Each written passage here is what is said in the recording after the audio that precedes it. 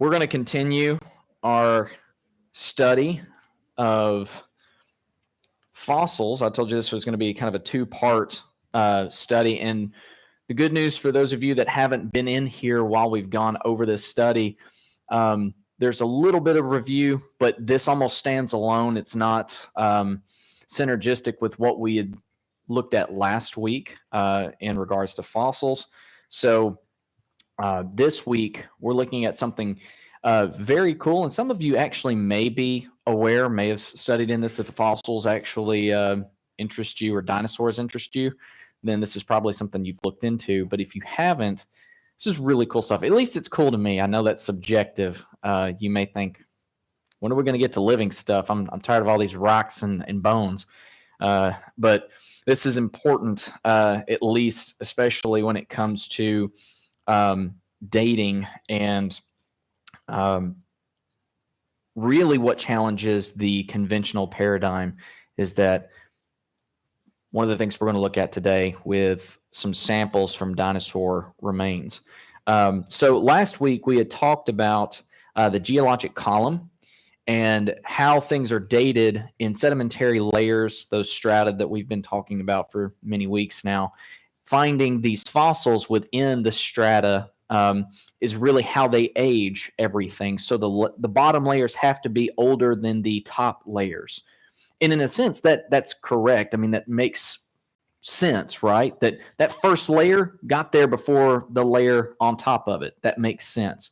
I have no problems admitting that's logical, that's scientific. However, thank you.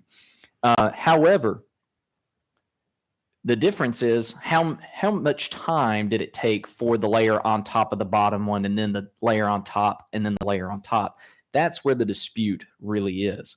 And again, we've already talked about radiometric dating, got into some of the issues with radiometric dating, some of those decay rates, and then talked about relative dating, talking about the geologic column and the fossil record found within these geologic columns.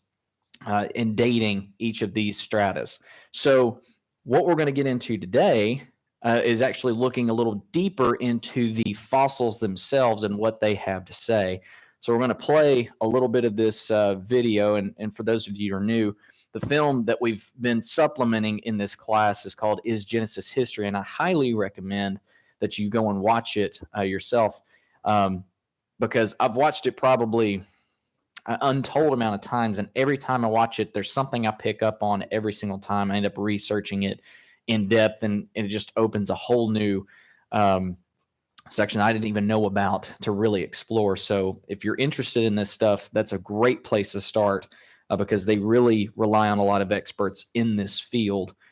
This isn't just conjecture from creationists that don't have any experience in the field. These are PhD holders that are doing the actual work in the field.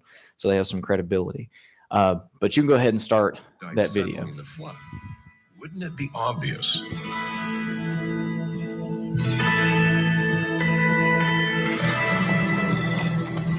What we're dealing with here, this is in the Lance Formation. This is a Upper Cretaceous sedimentary deposit. And what we have here is what's called a bone bed. It's an accumulation of bones that's about a meter thick, a little less than a meter. And in this meter, we find the bones present as a graded bed with little bones at the top and bigger bones at the bottom. And you can see here, it looks like Linne is working on another vertebra here. This is a cervical vertebra of a duck-billed dinosaur. This is where the spinal cord goes right there. When I look at these bones in the quarry, I often think of them as being inside the animal alive, and just imagine what it's like to be seeing these bones for the first time. So this is just full of bones, and it's not like we have to go looking for where the bones are. We just have to sit down and start digging. What is mainly different about the sites that you're digging here as opposed to what we would say a general dinosaur dig somewhere? Well, there are dinosaurs found all over the world, but this particular site is unique in that it's probably one of the largest collections of bones in the world. And there are the remains of I'd say between 5 and 10,000 animals, each 20 to 40 feet long in this deposit. These are big animals, and there are a lot of them. Mm-hmm. Let's step back for just a second. Okay, so we had a duck-bill dinosaur roaming around the Earth, and all of a sudden it dies. Would it become a fossil? Fossilization requires very special circumstances. Normally, we know, for example, if a coyote dies out in the desert, its body is soon gone. Yet these bones are all perfectly preserved. They have never been subjected to weather. They are just all there. Today it would be very difficult to imagine how you could do that. To some extent, we would really say that to find a fossil is rare. Even though we have many, many fossils, in terms of things that die, it's Right. rare if they become fossilized. It is rare. It requires special circumstances, not the least of which is rapid burial. Oh. These animals had to die, and then their carcasses had to have time to rot. So we're talking days or weeks or months, during which time the bones and tissues were either eaten away or rotted away. And then the bones that remained were deposited instantaneously in this environment, because they're in a graded bed with big bones at the bottom and little bones at the top. And you can see that here. The big bones are all down at the bottom. And when they start digging up here, they start to find smaller bones. So that condition requires a sorting process that can only take place during a catastrophic emplacement. So when we look at the dinosaur fossils, rather than looking at them from the standpoint of we have early dinosaurs, then middle dinosaurs, and later dinosaurs, you're looking at from the perspective that all those dinosaurs were in existence. They were all living, and then there was this huge catastrophe that brought them to an end. The dinosaurs are already dinosaurs when they first appear. They look just like anyone would think a dinosaur looked. And this is an enigma for those who believe in the evolution of the dinosaurs. But we hear a lot about transitional forms. What's the real story there? Scientists have been able to lay out some forms they think are transitional, and some of them are very interesting, some even challenging. But they are the exceptions to the rule. The rule is there are no transitional fossils, and what we find in the fossil record, and contra to Darwin's hopes, this is the rule, is that a form exists in the fossil record. It basically stays unchanged, and it disappears from the fossil record without having been changed. That's got to mean something besides evolution, because we don't ever see changes from this form into this form in the rocks themselves. So it's coming from somewhere else. It's a paradigm that's being imposed on the data rather than the data providing the paradigm. So I think it's very easy for me to be a creationist just based on my understanding of the complexity of life forms. And when we look at the fossil record, we can see that complexity is all there from the beginning. And this begs the question of where did all this complexity come from? It's one thing to have faith. I have faith that God was the creator, but that's substantiated by what I see around me. To say I have faith that evolution produced this when I can't even see how it could have happened, that's blind faith. That's a leap in the dark. That's a leap in the dark. It seemed that everywhere I looked, there was a growing body of evidence that fit the historical record of Genesis. It wasn't just one thing, it was many things pointing in the same direction. When I was with Art, he told me about some recent discoveries of material inside dinosaur bones.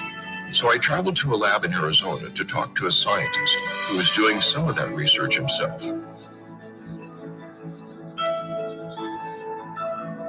This is a fragment of a Triceratops horn. When we pulled it out of the ground, it fragmented, and then, of course, we had to continue to fragment it in order to do analysis of it.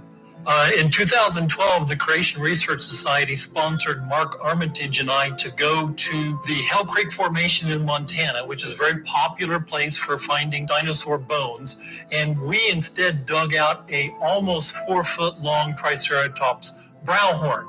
Now, it's just in crumbled pieces now, so we can't really, put it together and show you a horn. But yeah, you have to recognize that pieces such as this, we have found tissue with cells Oh, that's amazing. and potentially proteins such as collagen.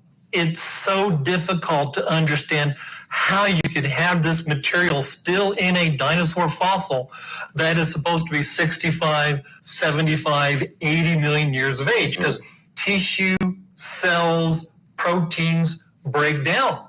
They're not concrete. They don't just exist for eons of time. They break down. And in fact, they tend to break down fairly quickly depending upon the conditions. And certainly in Hell Creek, the conditions would be warm up, cool down, warm up, cool down. And any biochemist can tell you that is the fastest way to destroy material. It's difficult enough to envision it surviving for 4,000 or 5,000 years, but 60 million years, 70 million years, see, that really becomes very difficult to make any kind of biochemical basis for how it could have survived. Okay, so once you find a sample like this, what do you do next? So what we do is we soak the fossil material in a solution called EDTA. And what you'll have after you dissolve the fossil is the tissue will be remaining because the EDTA won't dissolve the tissue. So then I'll bring this over to what we call a dissection microscope. This is, in essence, dissolved Triceratops horn magnified. And so you can see what it looks like, just kind of little pieces of rock. Well, Kevin, what did you find then when you were looking at the sample and you actually found some tissue? Okay, here's what we found. This is actually Triceratops tissue. It's stretchable, it's pliable, it's not an impression of the soft parts of the dinosaur. This is truly soft, it is squishy, it is stretchable, it is tissue. That blows your mind, huh? Absolutely. And if you look at them then at a closer magnification, what we see then, this is using scanning electron microscopy, you see the extreme detail of the cells. See, in that picture, in this picture, and particularly like look at this picture, we would not begin to expect to see such enormous and elaborate detail. I mean, these structures are incredibly small. You know, this is our 20 micron bar here. See how small these structures are, still intact. It would take very little to break those. So at best, you would expect that all that would have broken off and been long gone. So that has to have shaken up the scientific community. What's been the response of all of this? The initial response, when Dr. Schweitzer first published her work, which is what became very popularized in 2005, it generated a lot of response. And so initially, some of the reaction was rejection. Oh, it's contamination. You know, that's not really dinosaur. It's bacteria, because bacteria can look kind of strange sometimes. So you had a lot of proposals of what it could be. And to her credit, Dr. Schweitzer did more work. They began to find protein. You break open some of these cells. You look at the matrix these cells are attached to, and they're protein. Okay, so once that is understood, yes, then what happens? Now this is shaking it up, I guess. That becomes part of the controversy because clearly you're now faced with how could you explain the survival of this, the pristine survival of this, not only for so long, but in very unpristine conditions. And so then the controversy has been, how do you explain it? And if you read some of the literature, there's almost like desperation because they recognized what the implications of this could be. Now, some people would claim, well, it means nothing because we know how old they are, and therefore it just means it survived somehow, big deal. But how do you know how old they are? Well, you use supposed methods of dating. Well, this is a method of dating. The tissue itself can't be discounted as part of a method of dating. So why do you say that doesn't count, but this does count? Well, it's all the paradigm drives your conclusions. The paradigm is it has to be old. Therefore, methods that give us an old fossil are what we choose. Something that doesn't give us an old fossil, like tissue, we have to reject or explain away. At least to me, and of course, I'm not a microbiologist, but I think most people would say, well, That just seems reasonable to think that maybe these are not that old. Clearly, this is in violation of the dating process. It challenges the entire dating process. If the fossils of dinosaurs have been dated incorrectly, which I would say this is clear evidence they have, then it's very likely the fossils of any organism have been dated incorrectly, and therefore then the geologic ages themselves are incorrect. What you're saying is that if you pull out the notion of a long period of time, you're pulling out a major foundation for the conventional paradigm. Absolutely. In fact, time is the critical component for evolution. If you're going to say that a simple cellular system became a multicellular system that then became fish, and the fish then jumped up on land and grew legs and started breathing air, and then that creature grew feathers and wings and started flying. So if you give us time, we'll claim to account for all of this massive change of organisms, but we got to have the time. Everything seemed to come back to the question of time. Thank you. All right. So obviously there was a lot covered there, and I definitely want to go over that and wanted to give us enough time. See, we're only at 11:08. We got time. Get you to lunch today instead of 10 minutes late. So I shouldn't say any of those things, because every time I do, I have a superpower. Anytime I say something's going to happen, the opposite will happen. So it's not a superpower I want, yet I have it. So anyways, all right.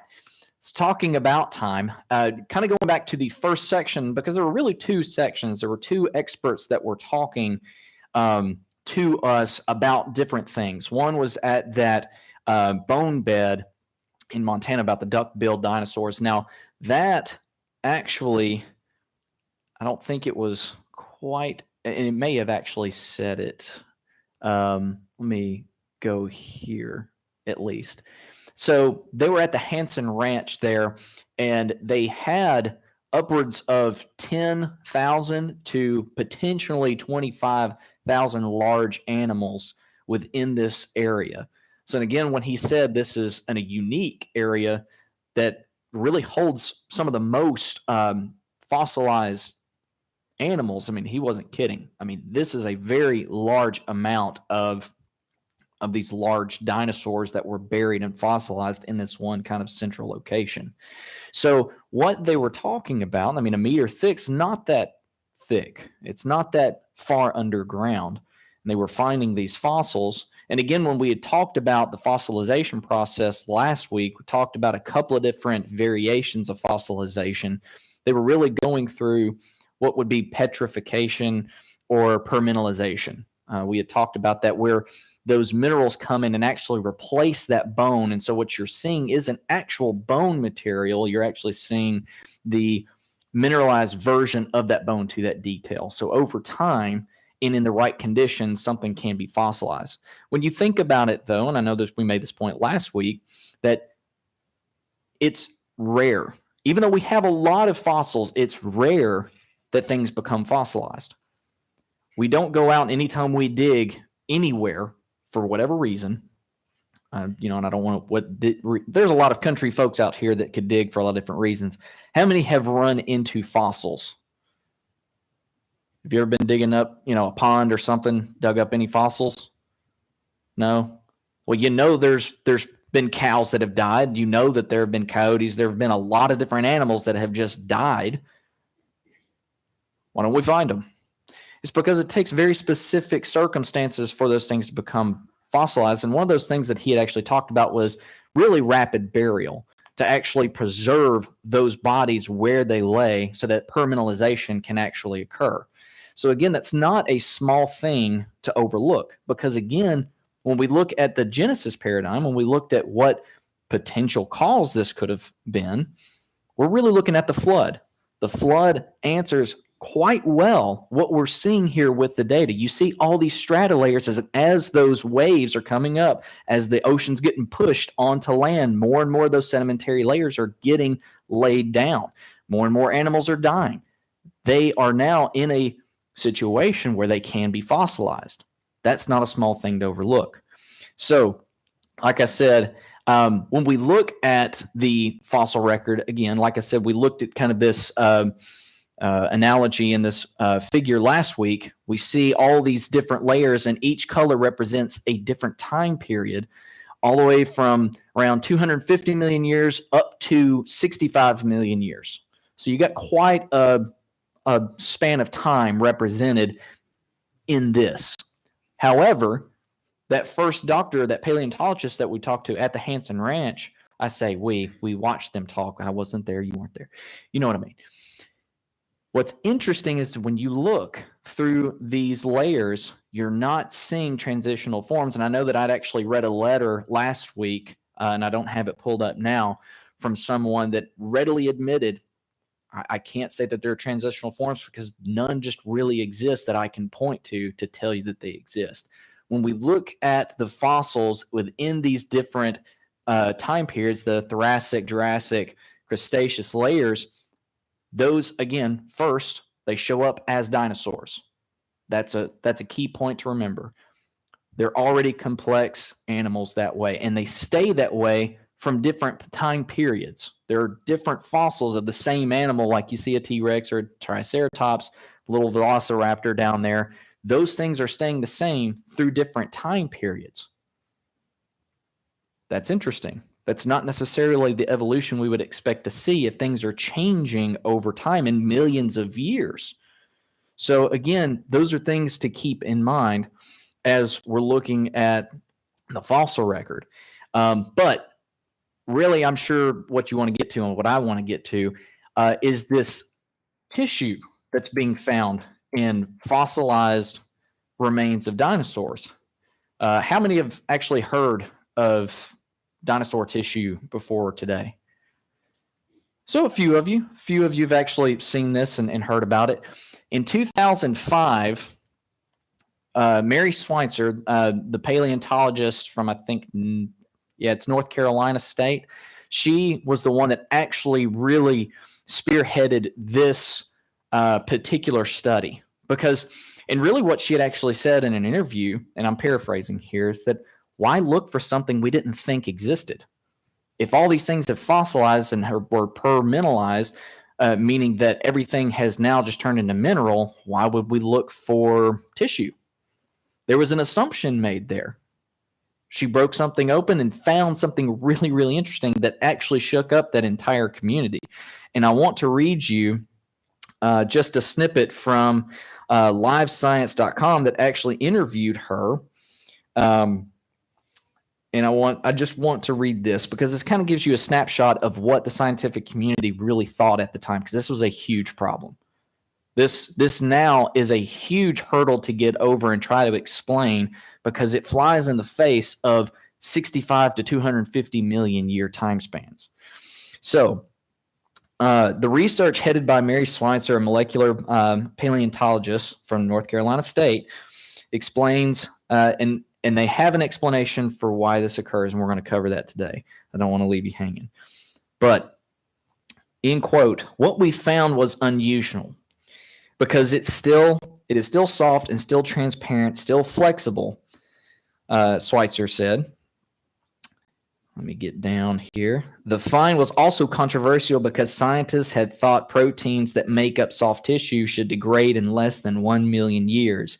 In the best of conditions, in most cases, microbes feast on dead animal soft tissue, destroying it within weeks. The tissue must be something else, perhaps the product of later bacterial invasion, critics argued.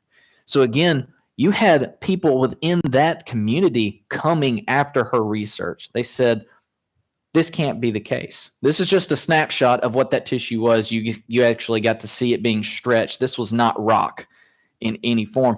And what's really interesting is I actually did a little more research. This actual sample was literally just something cut off within the core of the horn itself.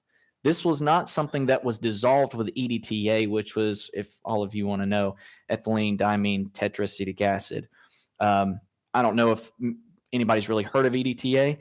That's actually something you can take as a supplement to take calcium that's built up in your arteries and to take out heavy metals such as lead and mercury out of your blood. It actually is another form of testing and helping with water hardness. So some of you actually may work with EDTA. I don't know, but that's little extra bonus information. They didn't have to use EDTA to get this sample. This was literally taken straight from the core of that horn. And so you saw that stretchy material. This was not chemically processed whatsoever. That's really significant. Again, when we think about 65 million years, we expect to have something stretchy like that. No. The obvious answer is no. Now, some of you, which like me, again, I'm a little skeptic, I think, at heart. Some of you might think, kind of like I did, well, I mean, if it's lasted for 4,000 years, couldn't it just remain in the same position for 65 million years? Can't you make that argument? Yeah, that's an interesting argument to make. Now, here's the thing. There was something actually done by Mary Schweitzer herself to come up with an answer for why this could survive for so long. It's already hard enough and readily admitted by the one actually showing the samples. He said, look, I'll tell you, it's hard to imagine this surviving for 4,000 years.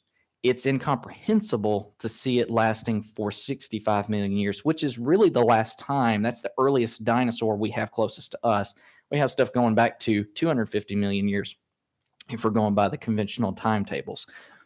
So something that has come from the community, and this is really how they react, and these were some of the explanations given by other scientists to Mary Schweitzer and her research, which her research wasn't with Triceratops horns. It was actually with, I believe, an adolescent Tyrannosaurus rex.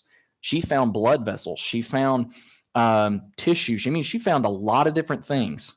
And when she published this, that community came after her work. Again, some dismissed it as the tissues being fake, that this was something imposed just to kind of get into the scientific articles. Others had dismissed it and suggesting that the tissue was a mixture of a bird carcass with fossilized material. That one kind of fell away pretty quick. The only reason that they say this was because the proteins being found were close to that of a bird, and makes sense since for them evolution, birds came from dinosaurs. So that was one suggestion. Then another claim was that the laboratory must have been contaminated, maybe with microbes or with some type of bacterium that had come in and made this microbial film. All those things were given to her as potential explanations for what she found. And again, like it said on the film, to her credit, she took 2 years and she really dug deep into what she was finding. And she put all of those things to rest by finding the collagen, those proteins within the cells that show this is not anything but actual cells from the dinosaur. That was significant. Now you have to face the problem that this is dinosaur tissue that has survived for this long. And we as scientists don't have a good explanation for it. That's significant. What has come about, I'm just not even reading. See, I've got all this memorized, and I'm not even. I'm kidding. I'm ahead of the slide here, but that was actually what this slide was about. Now, she actually conducted an experiment with her iron model. This is the explanation that if you go and you look up online, if you looked at the livescience.com article, an explanation has been found for why dinosaur tissue can be preserved for so long. It's called the iron model, okay? And what iron does for these cells is actually help these cells within the tissue fold over, kind of like formaldehyde does. So formaldehyde preserves specimens. If you go to any kind of lab, you're going to see all these different specimens held in jars that's preserved by formaldehyde.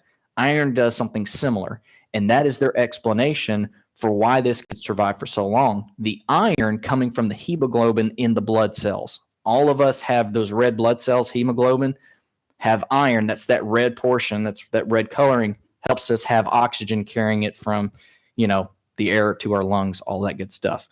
Now, What she did, she took ostrich blood vessels as an experiment, soaked them in an iron solution, soaked others in other types of solutions, including water, and left them in her laboratory. What she found was that for 2 years, the blood vessels from the ostrich that were in the iron solution remained relatively unchanged for 2 years. So that's the explanation for why 65 million years this stuff can survive. There's really a few problems with this experiment, though, that it doesn't answer. Now, 2 years don't equal 68, 65 million years. And relatively unchanged means there was some kind of change. And again, 2 years, whole lot shorter than 65 million years. And within the laboratory setting, this is not outside, as that other doctor had said in Montana, where they found that Triceratops horn, it was only a foot underneath the ground in sandstone.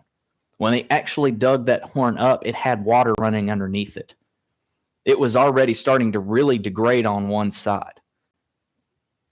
Again, these things were not in good laboratory conditions with a constant temperature. Things are changing. It's a very dynamic and pretty destructive environment.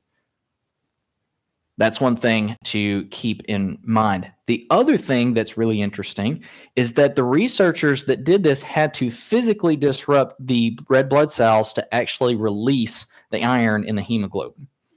Naturally, this wasn't happening. That iron source that comes from the blood, they had to physically get it out of the red blood cell. They had to agitate it to get it to do what it needed to do. So naturally, that's not going to happen. You're not going to have something agitating the red blood cells to get all the iron out of it to take up the tissues and have it do this binding that would help preserve it. The other thing is that if the iron coming from other sources, it'd have to be transported by water. And water is going to degrade samples quicker than anything. That one sample of the ostrich blood cells that were just placed in water, it was degraded within 5-6 days. It was completely unrecognizable and nasty from what they said. So if you have water coming in that's transporting your iron, all of a sudden now you're having some issues with water contaminating and potentially going to degrade your sample.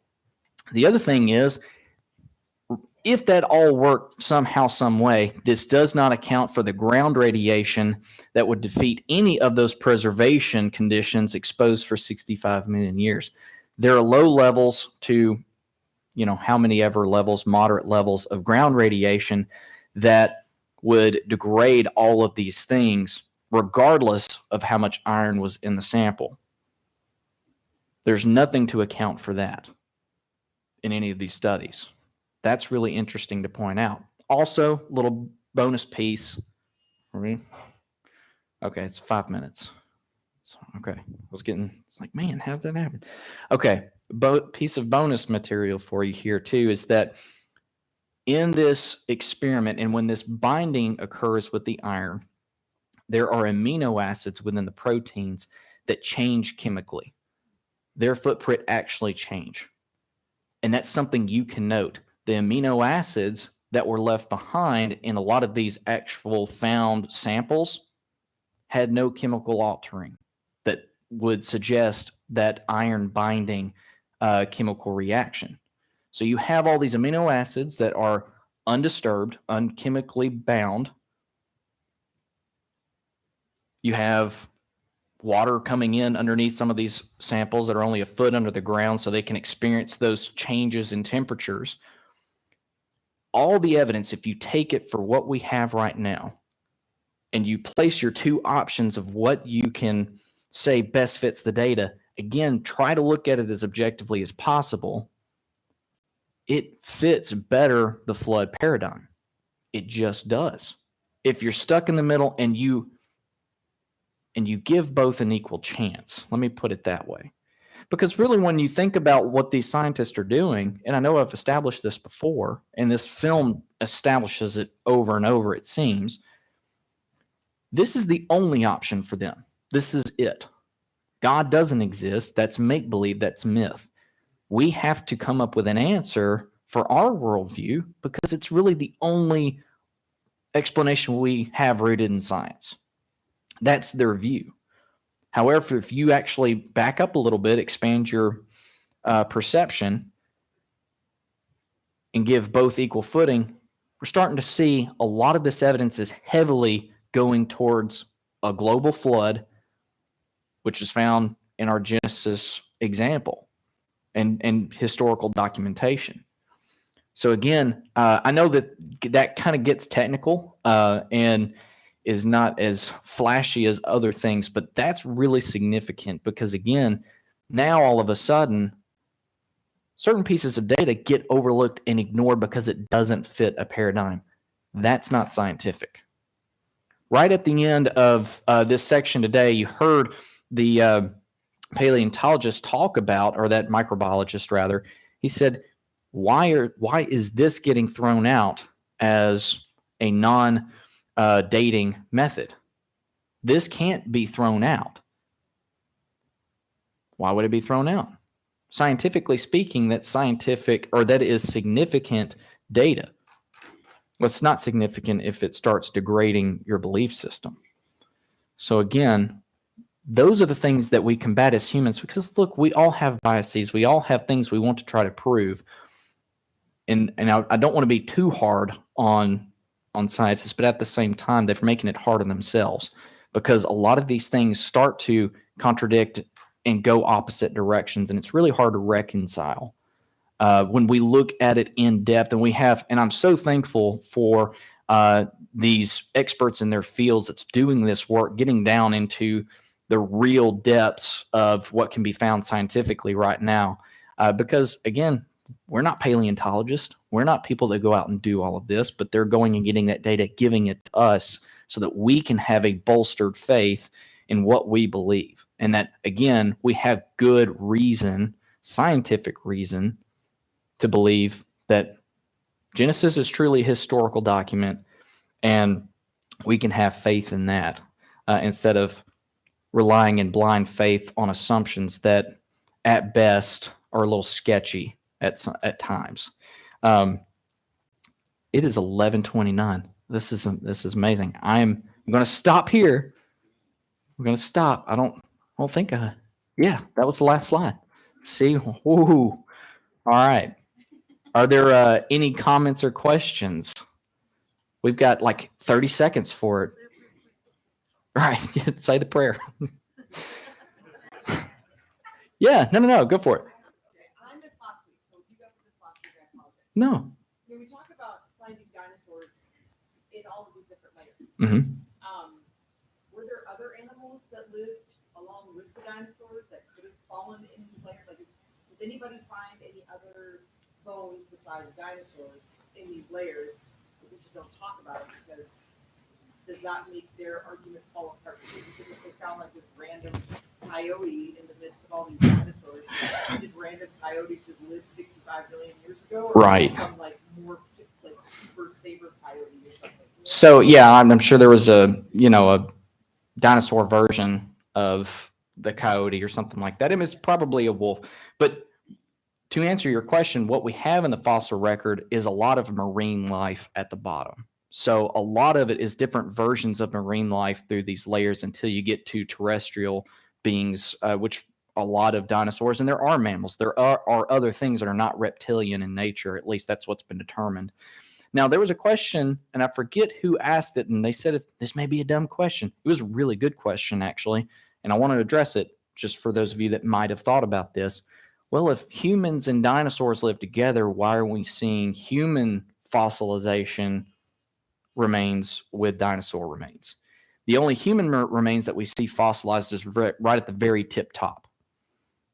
And readily admit that is curious. If we're looking at the flood as being real and historic, and this is how all these layers got laid down, you would expect to see some human remains potentially that got swept up and away. Now, the explanations that I have come to find that I think honestly are pretty convincing. Look, there's still information we don't have, so I'll readily admit that. But humans were not down, especially within the ocean, when these first couple of layers with all these marine animals are laid down. And then I would suspect humans didn't live around the dinosaurs either. They probably didn't want to be around these huge animals. And there are different soil types. Again, what has to happen in order for fossilization to occur, you have to have the sedimentary slurry or this mixture mixed with water or some type of fluid that goes over these remains. This doesn't happen every single place. The soil is different, so not everything got fossilized over the entire Earth. There are sections of areas that have these strata and the sedimentary layers that contain fossils. So again, humans probably were in areas where the soil type was just not conducive to fossilization. So those are the major reasons that I've come to find through my research why we're not seeing human remains right on top of dinosaur bones. Yes. The fact that you're not seeing them proves the Bible, when the Bible said that He opened up the earth, and a lot of the people went into the middle of the earth. Like, doesn't it say the ground opened? That was a different scenario. That was actually a punishment. Am I getting this? Yeah, those are two different things going on. When the flood was done, He opened up the earth Mm, and settled in there. I'm going to have to research that. I think those are two different situations. That's okay. More coffee. Yeah, that's all right. Any of the humans that were in the presence of the dinosaurs probably all chewed up and digested. You're probably right. There's your explanation right there. That's probably why they didn't live very close. The ones that did weren't human for long. So, yes.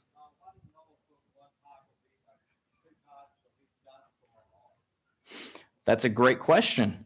So a lot of these things spatially probably weren't going to fit. And when we get into the explanation of the arc, because that's something we're going to talk about, a lot of these types, and when I mean types, there are types of animals that have a lot of variation phenotypically outer characteristics that can change, but they sell the same type of animal. Dog is the best one that all of us know very well. Breeding for 200 years, we've taken the wolf and have made everything from the Great Pyrenees all the way down to the Chihuahua. Okay. Those are different dogs, but they're still dogs.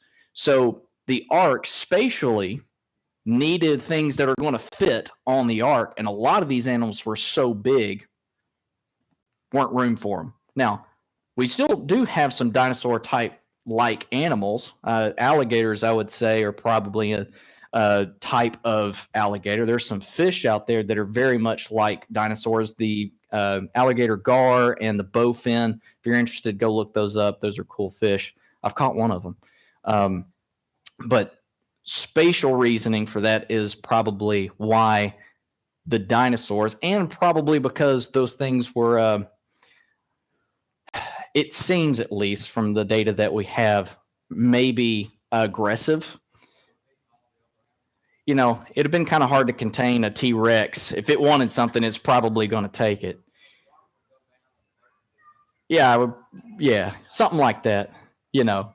But that's a good question too. All right, we're only 5 minutes over now, and this is question and answer, so it's good.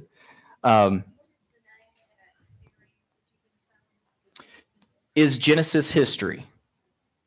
And they have a YouTube page where they have extra interviews with all of these folks, and they go into really deep studies. You can go as deep as you want to go in some of these things. I've gone pretty deep in them, outside my league of understanding, and I'll admit that. But they do a fantastic job giving a plethora of material on this whole study. So is Genesis history on YouTube? They have a channel where you can actually watch this film free of charge. I mean, you can buy it, and that's fine, but it's actually on YouTube for free. So, you know, you do what you like there.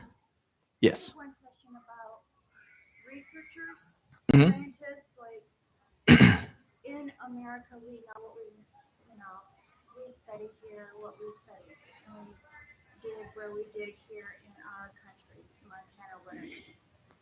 But internationally, does America work with other scientists around the world in regards to this? Yes. Now, there's not a lot of international exposure on this film, I will say, but you'll catch it every so often. They'll say, look, this is actually seen over in this country. This is seen over in this country. There is data that is supported and is alike from what they're finding here in America. Now, if you want specifics, I can help you try to find some of those specifics with other countries, but I think they're probably staying local because A, they're already in America. B, there's a lot of good data to be seen in America. There's no other place like the Grand Canyon in Montana and Arizona and all those types of places. It's really kind of the epicenter for seeing fossils, finding fossils. So, but that's a good question. Going once, going twice. All right. Well, we'll say a prayer and I'll let you get on out of here. Dear Lord, thank you so much for this day. Thank you for all the many blessings of it. We're so amazed by the creation that you've bestowed upon us and allowed us to be the head of. Help us to be good stewards of your creation, Lord. Since the beginning, you have charged us with taking care of this earth. Lord, help us to be, again, good stewards of what we have in our charge. Lord, I pray that as we go out this week, as we go out into the world, that we not only look for opportunities to bring others to Christ, but don't shy away from opportunities to defend our faith. Lord, we know that there are so many people that are struggling with different things. Again, I pray that you be with them. I pray that you watch over them. And again, help us to be a part of that solution. Lord, as we go out, help us to remember the sacrifice that your Son gave for us, that we are not our own. We've been bought with a price, and that we are yours. And Lord, we're so grateful for that. We're so grateful for your Son and the amazing sacrifice he gave for us. We ask this all in his most high and matchless name. Amen.